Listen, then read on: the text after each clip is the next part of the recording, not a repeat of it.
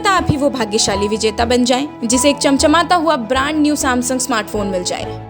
इसके अलावा और भी गिफ्ट हैम्पर्स आपका इंतजार कर रहे हैं, तो फिर देर किस बात की। अभी हमारी यूट्यूब चैनल को सब्सक्राइब करें, कमेंट करें, शेयर करें, हमारी वेबसाइट को विजिट करें और अपनी किस्मत चमकाएं। धन्यवाद।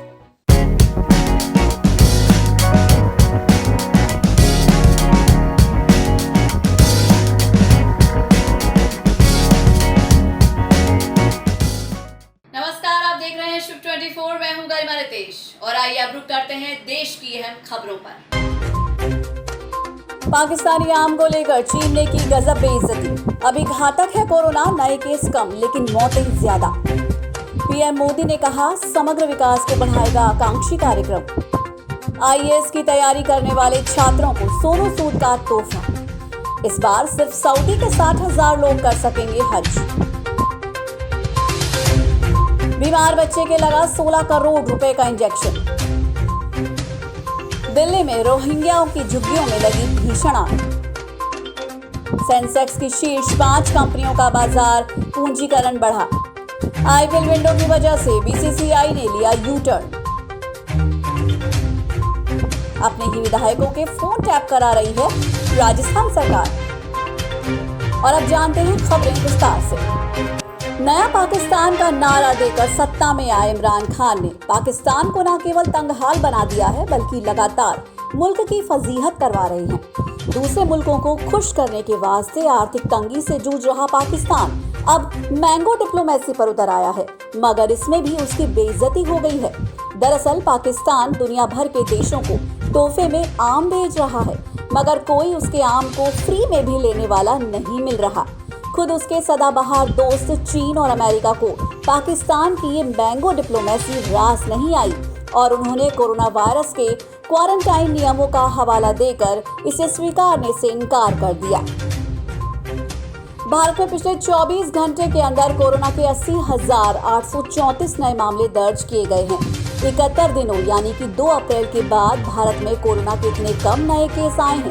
स्वास्थ्य मंत्रालय की ओर से जारी ताजा आंकड़ों के मुताबिक अब देश में कोरोना के सक्रिय मामले घटकर 10,26,159 हो गए हैं। हालांकि इस अवधि में कोरोना के कारण 3,330 लोगों ने दम भी तोड़ा है। अब तक कोरोना की वजह से देश में कुल 3,70,384 मरीज जान गंवा चुके हैं।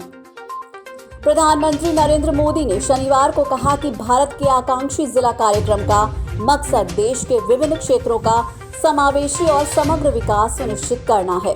मोदी ने साथ ही इस बात पर प्रसन्नता जताई कि संयुक्त राष्ट्र विकास कार्यक्रम ने एडीपी की मुख्य विशेषताओं को रेखांकित किया है। संयुक्त राष्ट्र विकास कार्यक्रम ने अपनी एक रिपोर्ट में कहा कि आकांक्षी जिला कार्यक्रम ने आकांक्षी जिलों में तेजी से विकास के लिए प्रेरक का काम किया है। यूएनडीपी ने कहा कि स्वास्थ्य देखभाल और पोषण, शिक्षा जैसे कुछ क्षेत्रों में और काफी हद तक कृषि और जल संसाधन जैसे क्षेत्रों में कुछ अहम परिवर्तन आए हैं। उसने कहा कि उत्साहजनक है क्योंकि विकास के मूल्यांकन के लिए ये क्षेत्र महत्वपूर्ण है। बॉलीवुड अभिनेता सोनू सूद कोरोना काल में जरूरतमंदों की लगातार मदद कर रहे हैं। इतना ही नहीं, वो गरीब बच्चों को फ्री एजुकेशन देने के लिए केंद्र और राज्य सरकारों से अपील भी कर चुके हैं। इसी बीच सोनू ने शिक्षा के क्षेत्र में एक और सराहनीय काम करने का फैसला किया है। अब सिविल सर्विस परीक्षा की तैयारी करने वाले छात्रों के लिए कोचिंग स्कॉलरशिप देने का फैसला किया है। इस बात की जानकारी एक्टर ने खुद अपने सोशल पोस्ट से की है। उन्होंने अपने ट्वीट में बताया कि आईएएस एग्जाम की तैयारी करने वाले छात्रों की मदद के लिए उन्होंने एक नई पहल संभवम शुरू की है। आपको बता दें कि एक्टर के फैंस ने महामारी में उनके सराहनीय काम के लिए उन्हें पद्म विभूषण से सम्मानित करने का आग्रह किया है। सऊदी अरब ने कहा है कि कोरोना वायरस के चलते इस साल की हज यात्रा 60,000 लोगों तक ही सीमित होगी और ये सभी स्थानीय होंगे, यानी बाहर देश से किसी को भी इस साल हज का मौका नहीं मिल सकेगा। सऊदी अरब ने शनिवार को अपनी सरकारी सऊदी प्रेस एजेंसी में ये घोषणा की। इस निर्णय के लिए हज और उम्राह मंत्रालय का हवाला दिया गया है। बता दें कि पिछले साल सऊदी अरब में पहले से रह रहे लगभग 1,000 लोगों को ही हज के लिए चुना गया था। सामान्य हालातों में हर साल लगभग 20 लाख मुसलमान हज करते हैं। बयान में कहा गया है कि इस साल हज जुलाई के मध्य में शुरू होगा। इसमें 18 से 65 साल की आयु के लोग हिस्सा ले सकेंगे। मंत्रालय ने कहा कि हज यात्रियों के लिए टीका लगवाना अनिवार्य है। हैदराबाद का एक 3 साल का बच्चा जो एक दुर्लभ बीमारी से पीड़ित है और उसे इलाज के लिए 16 करोड़ रुपए की इंजेक्शन चाहिए थी। बच्चे की मदद के लिए विराट कोहली और अनुष्का शर्मा जैसे कई बड़ी हस्तियों ने आगे बढ़कर मदद की, जिसकी बदौलत उसका इलाज कराया जा सका। अयांश एक दुर्लभ स्पाइनल मस्कुलर एट्रोफी नाम की बीमारी से पीड़ित है और उसे एक इंजेक्शन की जरूरत थी, जिसकी कीमत 16 करोड़ रुपए थी। पैसा जुटाने के लिए अयांश के तकनीकी विशेषज्ञ पिता और उनकी मां क्राउड फंडिंग के लिए गए और अब दुनिया की सबसे महंगी इंजेक्शन में हासिल हुई और अब इस बच्चे को दिया गया। दिल्ली के मदनपुर खादर इलाके में रह रहे रोहिंग्याओं की झुग्गियों में बीती रात आग लग गई। करीब 11:55 पर दिल्ली फायर ब्रिगेड को घटना के बारे में पता लगा। कॉल मिलते ही मौके पर 11 दमकल रवाना कर दी गई। मिली जानकारी के मुताबिक करीब 53 झुग्गियां जलकर खाक हो गई।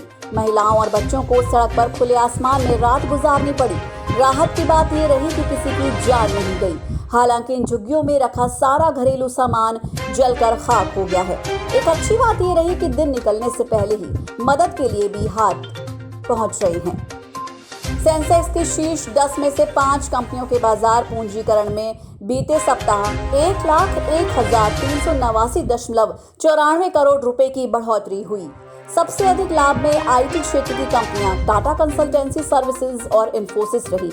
समीक्षाधीन सप्ताह में जहां Reliance industries, TCS, Infosys, Hindustan यूनिवर limited और बजाज फाइनेंस के बाजार पूंजीकरण में बढ़ोतरी हुई, वहीं HDFC bank, HDFC, ICICI bank, भारतीय स्टेट बैंक और कोटक महिंद्रा बैंक का बाजार मूल्यांकन घट गया। भारतीय क्रिकेट कंट्रोल बोर्ड ने हाल ही में 2024 से 2031 तक के चक्र में 2 अतिरिक्त इंटरनेशनल टूर्नामेंट्स के आयोजन को लेकर अपना रुख बदल लिया है, क्योंकि इन आयोजनों को लेकर बोर्ड का दृष्टिकोण अब कुछ अलग है। आईसीसी टूर्नामेंट्स के प्रति बीसीसीआई के इस बदले रुख से आईपीएल के लिए एक बड़ी और विस्तारित विंडो की संभावना जताई जा रही है। दरअसल पहले बीसीसीआई ने ज्यादा आईसीसी टूर्नामेंट्स का विरोध किया था। इंग्लैंड और ऑस्ट्रेलिया क्रिकेट बोर्ड भी इस विरोध का हिस्सा थे, लेकिन अब बीसीसीआई समेत तीनों बड़े क्रिकेट बोर्ड ने ज्यादा इंटरनेशनल टूर्नामेंट के आयोजन के प्रस्ताव को मंजूरी दे दी है।